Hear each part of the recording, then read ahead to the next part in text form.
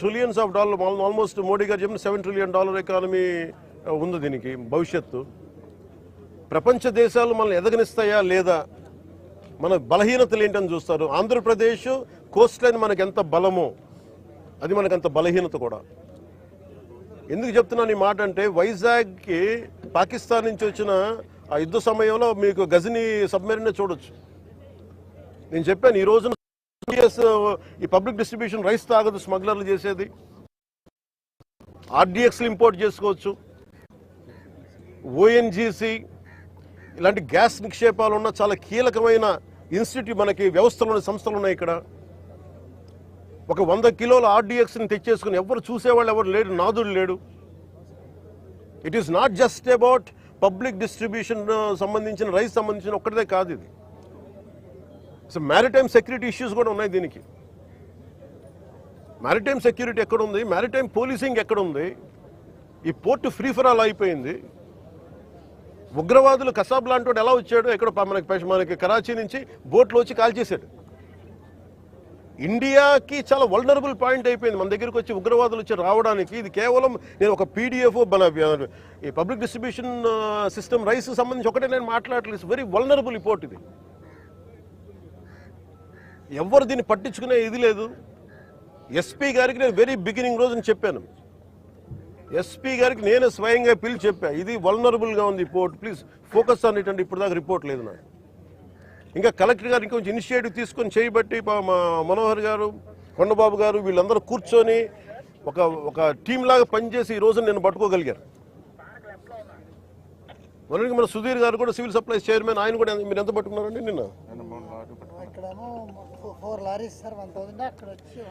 ఇప్పుడు ఇది సమస్య ఎక్కడుందంటే, first public distribution system rice నిజంగా బిలో పవర్టీ లైన్లో ఉన్న వాళ్ళకి కనీసం వాళ్ళకి అవసరానికి తిండి కానీ ఇవన్నీ అందించడం, బియ్యం.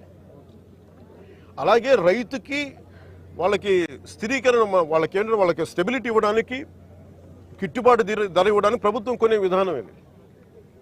దీనిని దాదాపు 43 రూపాయలు ఖర్చు అవుతుంది, 43 రూపాయల 50 పైసలు ఖర్చు అవుతుంది ఒక్కొక్క కిలోకి. అది గవర్నమెంట్ సబ్సిడైజ్డ్ ప్రైస్ తోటి 2 రూపాయలు జీరో. మొన్నదాకా రూపాయి 2 రూపాయలు ఉంటే ఇప్పుడు అది కూడా పూర్తి అసలు జీరో. వీళ్ళు 1300 వ్యాన్లు ఏవో పెట్టేసి గత ప్రభుత్వం, ఇదివరకన్నా వెళ్ళి రేషన్ షాప్ డీలర్ దగ్గరికి పంపించేవాళ్ళేమో, కానీ ఈ ప్రభుత్వం వచ్చాక ఇప్పుడు ఏమైపోయింది, ఆ ration direct vans has become బస్తాలు వేసుకురావడం పంపించేయడం, ఆ లబ్ధిదారులకే 300 రూపాయలు ఇవ్వడం. ఇది ఏమైపోయింది, ఇది అందరికి ఒక ఆలవాలం అయిపోయింది, సోర్స్ ఆఫ్ ఇన్కమ్ అయిపోయింది. కొన్ని వేల కోట్లు దీని నుంచి వెళ్ళిపోతూ ఉన్నాయి. దారుణంగా ఆఫ్రికా దేశాల్లో దీన్ని 70 రూపాయలకు అమ్ముతారు. ఇందులో ఎవ్వరు చేసింది ఏం లేదు. 70 రూపాయలకి 73 రూపాయలకి అమ్ముతారు కేజీ. నాకు నిజంగా అనిపించింది ఏంటంటే, నిజంగా మనం ఈరోజు ప్రధానమంత్రి గారు చేసే ఈ విదేశాంగ విధానంలో మనం 70 రూపాయలు కానీ ఆఫ్రికా దేశాలకి ఇవన్నీ మనకి ఇట్లాంటి తప్పులు జరగకుండా ఉంటే కనీసం 43 రూపాయలకి ఇస్తే మనం దేశ పరపతి పెరుగుద్ది. మనకి అన్యాయంగా అకారణంగా స్మగ్లర్ల చేతిలోకి వెళ్ళిపోతుంది. వీళ్ళకి ఎంత ధైర్యం అంటే వీళ్ళందరికీ కూర్చోబెట్టి కోర్టులకు వెళ్తారు. కోర్టులకు వెళ్ళి నా మీద ఒత్తిడి పెడతా ఉన్నారు. నా మీద కూర్చోబెట్టి మీరేం చేయలేరు ఇట్లా మాట్లాడుతున్నారు నాతోటి. నేను ఈరోజు ఇందాకే చెప్పాను, ఫస్ట్ దీనికి సంబంధిత పోర్ట్ ఎవరు, సిఇఓ ఎవరో, ఈ స్టేక్ హోల్డర్స్ ఎవరు, వాళ్ళకి నోటీసులు పంపించండి. వాళ్ళకి ఆ షిప్ని సీజ్ చేయండి.